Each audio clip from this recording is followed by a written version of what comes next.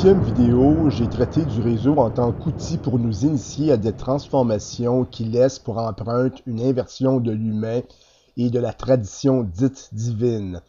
Par cette observation, j'ai noté une certaine ressemblance entre les doctrines et dogmes portés par le réseau et ce que je qualifie de satanisme.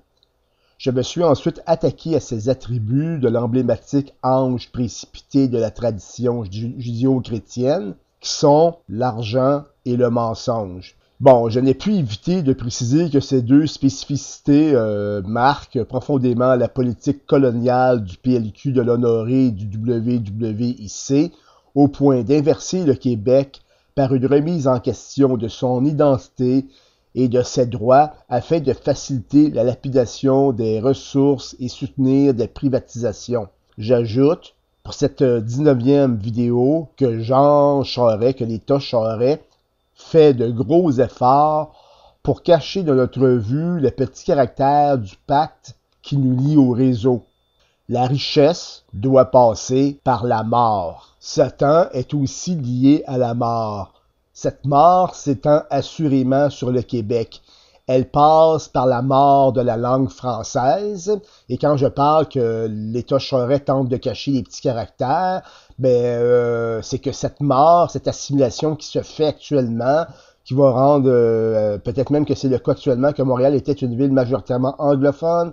Au moment où on avait les chiffres, il y a quelques années, pour constater le problème, la chère ministre Saint-Pierre a tout fait pour détourner la mauvaise nouvelle, celle de l'assimilation, en bonne nouvelle, pour nous faire croire que tout allait bien, surtout pour ne pas intervenir, pour remédier à la situation, pour que ça puisse encore s'envenimer jusqu'à que les francophones puissent disparaître et profiter de la vision globale de l'Amérique anglophone que John caresse assurément avec ses chums. OK? Puis on parle aussi de la mort de l'histoire victime des politiques révisionnistes du Parti libéral, la mort au droit aux études, la mort au dépassement acquiescé par près de 50% d'analphabètes, dont une quantité impressionnante, je n'ai pas les chiffres, sont des gens bilingues qui ont de la misère à écrire en français, à comprendre le français, mais qui sont des gens bilingues qui parlent l'anglais, tout comme John et sa confrérie libérale. La mort annoncée d'une faune et d'une flore riches par le charcutage et pillage du territoire québécois et la dérivation de rivières, puis en fin de compte, une mort qui s'achète par de l'argent, puisqu'on donne de l'argent à des communautés, à des Indiens, à des chèques, à des personnes qui ont des problèmes de drogue, ce qui fut critiqué par un chef indien. Tu donnes 3000 $ cash à quelqu'un qui prend de la drogue. C'est quoi cette affaire-là? On le fait au Québec. La mort des acquis de la Révolution tranquille, tout ce qu'on a construit, le paternariat, les entrepreneurs québécois, actuellement, il y a des fuites de jobs importante. En 2011, il y a 58 000 emplois bien rémunérés qui ont été perdus alors que le reste du Canada ont un gain. La mort de la justice et de l'équité. Le cas comme exemple de Claude Robinson qui a été plagié, je trouve ça pathétique. Puis j'ai jamais eu l'impression que le gouvernement du Québec était, comme exemple, un support à M. Robinson. Moi, je suis son support. Puis le type en question, là, il a été décidé qu'il a été victime de plagiat. Mais là, probablement qu'il ne sera jamais payé. Mais y a-tu un ministre à quelque part qui aurait pu se lever et dire, Monsieur Robinson, le gouvernement du Québec, peu importe votre situation, va vous aider. Puis je pense que la population serait pour ça. Puis juste, on s'en calisse. On se calisse de toi. Puis bref, c'est le Québec qui meurt pendant que le séparateur d'eau parle toujours d'argent au profit du CFR, du Bilderberg, de la Commission trilatérale de Power Corporation, du groupe Carlyle, du Blackstone Group et du Woodrow Wilson Institute of Canada. La mort s'adresse avec l'aide de copains globalistes dont l'intérêt commun est de parasiter le bien public pour en faire un outil au service de l'intérêt de groupe. Gens et réseaux qui travaillent à l'édification de croyances et de philosophies qu'ils partagent afin de nous imposer un marché économique global passablement ésotérique pour cette raison. Cet objectif repose sur une foi incontournable à des dogmes mondialistes auxquels nous devons adhérer si nous ne voulons pas être exclus. Bref, devant cette désolation, nous avons le choix de nous retirer en attendant la grande faucheuse, ou de nous soulever par, disons, pour la vie. On reste assis ou on se soulève si on veut protéger notre vie, notre territoire, notre avenir. Pour la jeunesse, ben, cette vie se conjugue au présent et au futur. Ils ont moins de passé que les autres ont d'avenir. Et plus elle est menacée, plus elle exige des efforts. Le 25 mars 2012, au moment de terminer l'enregistrement de la voix de cette vidéo, j'ai été agréablement surpris de constater que les étudiants qui manifestaient contre la hausse du coût des études se composaient de jeunes adultes équipés intellectuellement pour débattre leur position. Pendant que ces gens-là sont équipés intellectuellement pour défendre leur opinion, pour débattre devant les médias, moi je découvre le gouvernement Charest qui ressemble, en fin de compte, de plus en plus à une classe d'enfants téflons qui ont décidé de se débarrasser de leurs professeurs pour se payer des activités au goût de la confrérie. Le professeur, c'est le peuple. C'est les gens qui sont des spécialistes, des professeurs d'université, des journalistes, qui leur disent, gars, ça marche pas ton affaire, le plan d'or, ou surtout que quelqu'un sort des chiffres, exemple des pertes de 8,57 milliards pour le plan d'or, ils reviennent avec des chiffres complètement contraires, faits par leurs amis. C'est des gens qui n'arrêtent pas de faire de la propagande pour te dire, hey, écoute, Ticasse, arrête de me contredire, là. Moi, là, c'est la grande faucheuse de ce qu'elle veut, là. C'est quand se mettre dans son chemin, elle te fauche. Elle te dit pas tasse-toi, mais le gouvernement du Québec, c'est la même affaire. Ils réagissent de la même façon. Ils fauchent les gens qui ne pensent pas comme eux. Bon, excusez-moi de m'emporter, mais comme je disais, moi j'ai été séduit par les étudiants, je trouve qu'ils font un très bon travail.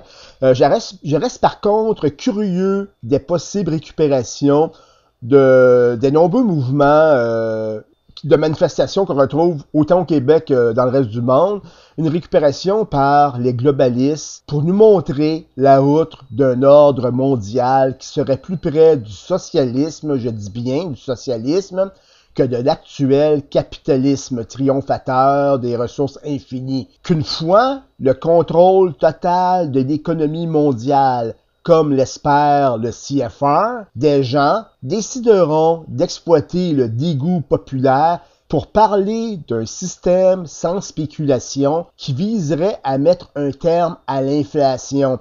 Bon, comme je disais, j'aime les gens qui bougent, surtout ceux qui bougent pour s'assurer que la collectivité puisse vivre un avenir meilleur, que c'est en fait l'objectif de la démocratie, c'est qu'on puisse vivre dans un monde meilleur. Puis j'aime aussi ceux qui parlent à mon esprit par des arguments sensés. Il n'y en a pas beaucoup au Québec, mais il y en a quand même assez. Mais malheureusement, c'est les médias qui ne sont pas là pour leur donner le micro ou encore leur donner la parole, leur donner la plume. Le dernier fut l'acteur et auteur Alexis Martin.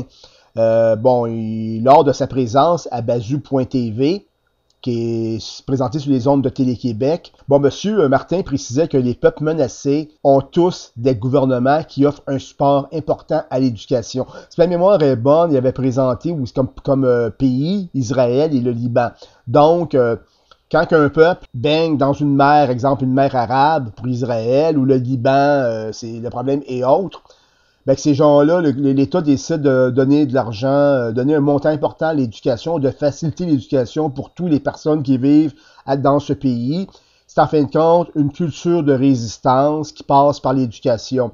Actuellement, notre ami du WWIC, John Charest, le cher honoré, n'a pas de cette culture de résistance. Lui, ce qu'il veut, c'est que les Québécois s'assimilent au modèle américain. On parle même pas du Mexique ici, on parle du modèle états-unien.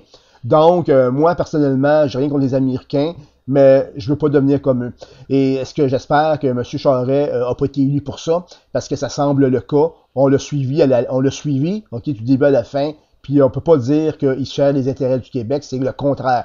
Bien sûr, les gens qui partagent pas mon opinion vont dire que tout va bien, tout est normal, on vit dans le meilleur des mondes, au Québec, on a le ventre plein. Je vais simplement répondre qu'avec John et ses députés, nous grimpons les échelons des initiations qui mènent au nouvel ordre mondial. J'ajoute qu'un jour ou l'autre, nous devrons nous doter d'un homme de pouvoir exceptionnel en considérant l'accumulation de problèmes qui ne trouvent pas de solution. Quand je parle de doter d'un homme exceptionnel, je parle pas ici du Québec, malgré que ça serait urgent d'en avoir un. Puis, ben, je parle que s'il y avait un nouvel ordre mondial, ça va prendre un dirigeant qui soit pas comme les autres. Sinon, ça passera pas. Puis le problème, il n'est pas de découvrir cette voie d'avoir un être intouchable, mais d'oser toujours constater que la totalité du village global, uni autour de projets humanistes, peut devenir totalitaire pour ceux qui le refusent, et plus qu'on va adhérer à cet ordre mondial, plus qu'il pourrait être totalitaire pour ceux qui ne veulent pas y adhérer. Donc, si vous avez moins d'1% de la population qui résiste, ben c'est comme si ces gens-là n'existaient plus. Puis au contraire, on peut même les cataloguer de terroristes comme exemple, ou de sauvages, ou d'ennemis de l'État, pour que les gens qui adhèrent puissent se dire, ouais, ces gens-là, ils ont vraiment pas compris qu'il aurait fallu qu'ils rentrent dans le nouvel ordre mondial, puis qu'ils acceptent de se soumettre parce que c'est vraiment la meilleure chose qu'on n'a pas vécue. Je reviens rapidement sur cette séduction citée à la 15e vidéo. À l'époque, je parlais de l'Ordre de Malte et de la CIA. En fait, c'était pour mentionner quelque chose, le besoin d'avoir quelque chose de surnaturel pour nous faire avaler un ordre mondial ou encore un dirigeant qui serait à sa tête.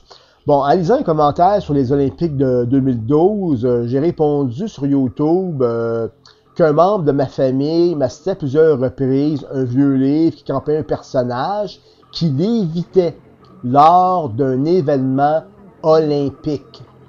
Si ma mémoire est bonne, l'auteur l'associait à l'Antéchrist, celui qui est porté à la tête des nations par la puissance de Satan, selon la Bible des chrétiens.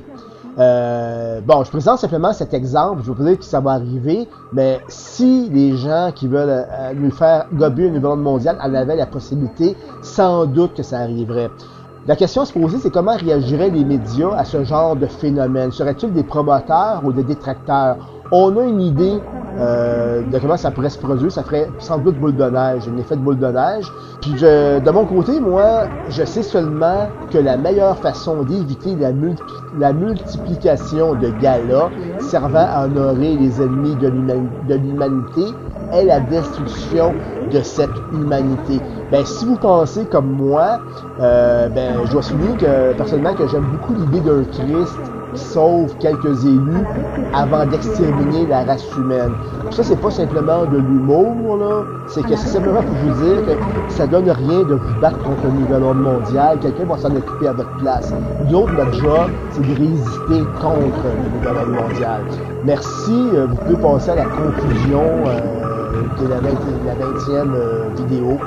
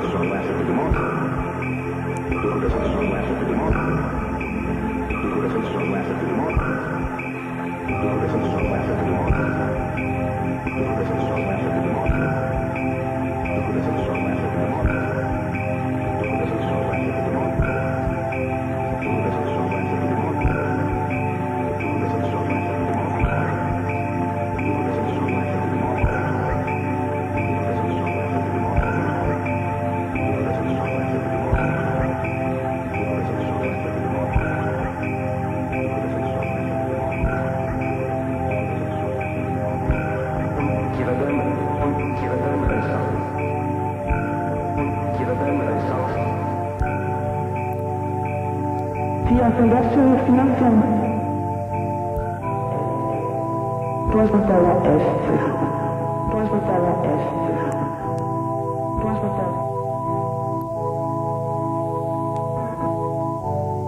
pour qu'ils vont tous